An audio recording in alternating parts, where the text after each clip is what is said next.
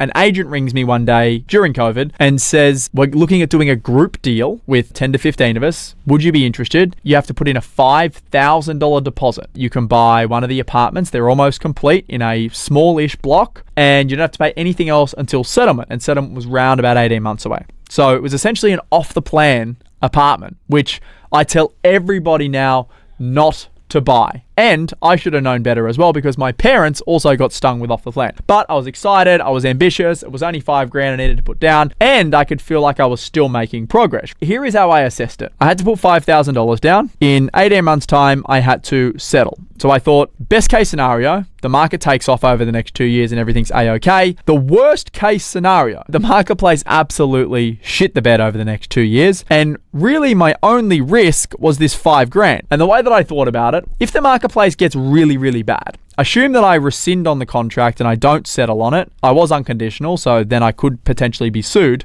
The chance of that developer not going broke is very, very low. So I thought it's unlikely that that developer is going to try and sue me if he's got major issues. So my worst case scenario was I'd sell $5,000, maybe I'd get sued, maybe I won. If I wasn't settling, there'd be lots of other people not settling. The best case scenario was I settled, I made some money, and then I would flog it straight away. Fortunately for me, the marketplace went absolutely batshit crazy. I think I paid around $550 for the 2-bedroom apartment off the plan, and I believe I sold it for just under $700. I think it was like $690. A few things that I would do differently here. One, I would never do this again, because once I actually show you the net numbers, it didn't really make sense. But I paid $550, I sold it for $690, so I made $140,000 with my $5,000 investment. But because I actually exchanged unconditionally on the property, I was liable for the stamp duty on the $550. So that was $30,000-ish on top. So I had $30,000 in stamps I had to pay. I then on-sold it, but I used a real estate agent to on-sell it to a future buyer. So I believe that cost me around about $15,000 in sale cost. So that was $45,000. I had to pay conveyancing fees on the way out, then also conveyancing fees for the sale. So I think, again, that was around about $8,000 total because it was an investment. I then had CGT payable on the gains. Out of the $140 that I made, it ended up being about $80,000 or $90,000. Then I paid my CGT on that. I turned $5,000 into around about $50,000, which, look, is a 10x return,